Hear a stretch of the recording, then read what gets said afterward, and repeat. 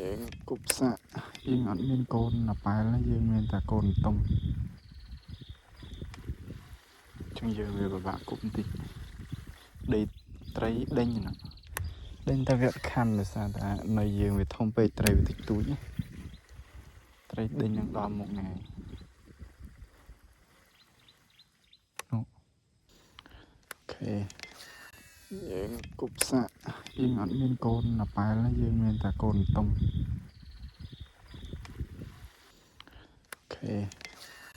យើងគប់សាក់យើងអត់មានកូនអាប៉ែលយើងមានតែកូនតុង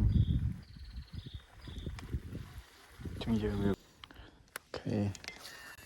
យើងគប់សាក់យើងអត់មានកូនអាប៉ែលយើងមានតែកូនតុងចឹងយើងវាពិបាកគប់បន្តិចដីត្រីដេញណាដេញតែវាខណ្ឌដោយសារតែនៅយើងវាធំពេកត្រីវាតិចតួច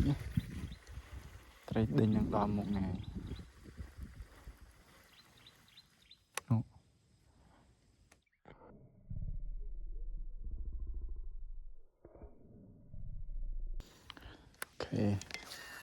យើងគប់សាក់យើងអត់មានកូនអាប៉ែលយើងមានតែកូនតុងចឹងយើងវាពិបាកគប់បន្តិចដីត្រីដេញណា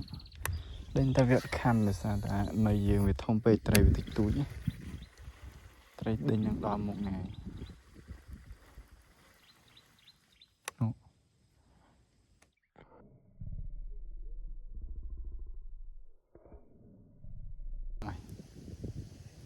អត់សាយលេងទៀតណា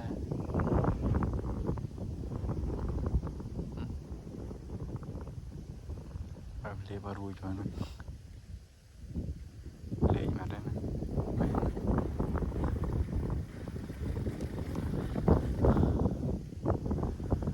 អូយខំលេងចឹងយ៉ាឥឡូវយើងដូរដាក់នៅចោម្ដងយើងដាក់នៅកូនតុងមានធំពេកខំទៅលេងយើង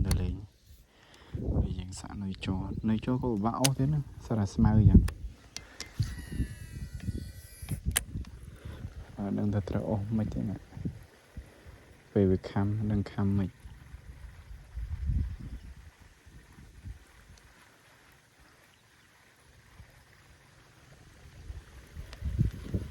វាស្មៅពេកអ្នកទាំងអស់គ្នាយ៉ា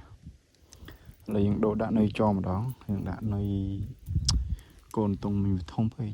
ខំទៅលេងយើងសាក់នៅចោក៏ពិបាកអស់ទៀតណាសារតែស្មៅចឹង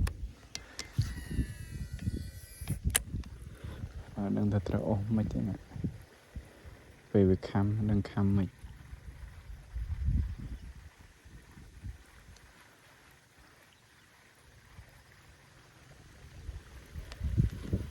វាស្មៅពេកអ្នកទាំងអស់គ្នា